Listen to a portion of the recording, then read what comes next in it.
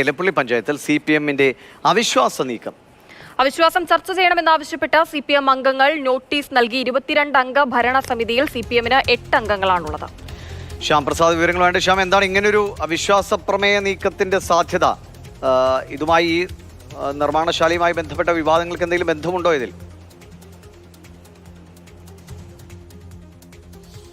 ദിവിഷ, നിലവിൽ ഇപ്പോൾ CPM-ന്റെ 8 അംഗങ്ങൾ ഉൾപ്പെട്ട സംഘമാണ് ഇപ്പോൾ അവിശ്വാസ പ്രമേയത്തിന് നോട്ടീസ് നൽകിയിരിക്കുന്നത്. ചിറ്റൂർ ബ്ലോക്ക് ഡെവലപ്മെന്റ് ഓഫീസർക്കാണ് ഇത് സംബന്ധിച്ച് ശനിയാഴ്ച 1-ാം തീയതി ഈ CPM അംഗങ്ങൾ നോട്ടീസ് നൽകിയത്. ഈ അവിശ്വാസ നോട്ടീസിൽ കാരണം എന്ത് എന്നത് വ്യക്തമാക്കിയിട്ടില്ല.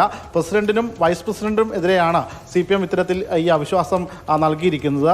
അതിൽ 1/3 അംഗങ്ങൾ ഒപ്പിട്ടാൽ മാത്രം മതി ഈ അവിശ്വാസം ചർച്ചക്കെടുക്കാൻ. അത്തരത്തിൽ 1/3 അംഗങ്ങൾ ഉണ്ട്. 8 പേരും ഈ അവിശ്വാസ പ്രമേയത്തിൽ ഒപ്പിട്ടിട്ടുണ്ട്.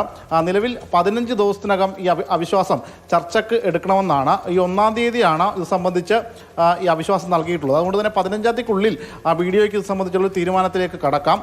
നിലവിൽ ഇപ്പോൾ ബ്രൂവറി വിഷയവുമായി ബന്ധപ്പെട്ടുകൊണ്ട് തന്നെ പാലക്കാട് വലിയ രീതിയിൽ ചർച്ച ചെയ്തിരിക്കുന്ന ഘട്ടത്തിലാണ് ഇത്തരത്തിൽ ഈ വിഷയത്തിൽ കോൺഗ്രസ് അതിനെതിരാണ്. പ്രതിപക്ഷ നേതാവ് VD സച്ചിൻ അടക്കം ഈ പഞ്ചായത്തിലെത്തി വലിയ പ്രതിഷേധ പരിപാടികളടക്കം സംഘടിപ്പിച്ചതാണ്.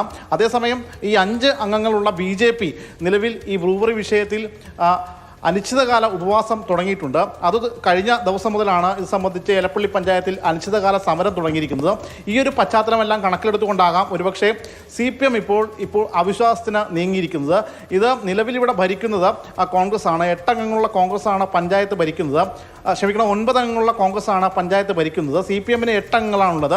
BJP-ക്ക് 5 അംഗങ്ങളുണ്ട്. ഇതിൽ കാലങ്ങളായിട്ട് പ്രധാനമായിട്ടും CPM ഭരിച്ചിരുന്നൊരു പഞ്ചായത്താണ്. ഇക്കുറിയാണ് CPM-ന് ഭരണം നഷ്ടപ്പെട്ട കോൺഗ്രസും BJP-യും കൂടുതൽ അംഗങ്ങൾ ഈ പഞ്ചായത്തിൽ ഉണ്ടാകുന്നത്. അങ്ങനെയാണ് കോൺഗ്രസിന് ഇപ്പോൾ ഭരണം കിട്ടിയിരിക്കുന്നത്. എന്തായാലും 15 ദിവസത്തിനുള്ളിൽ ഇത് സംബന്ധിച്ചൊരു തീരുമാനത്തിലേക്ക് കടക്കും. ആ ഘട്ടത്തിൽ BJP-യുടെ നിലപാട് എന്തായിരിക്കും എന്നതാണ് ഇനി ചർച്ച ചെയ്ത് അറിയേണ്ടത്.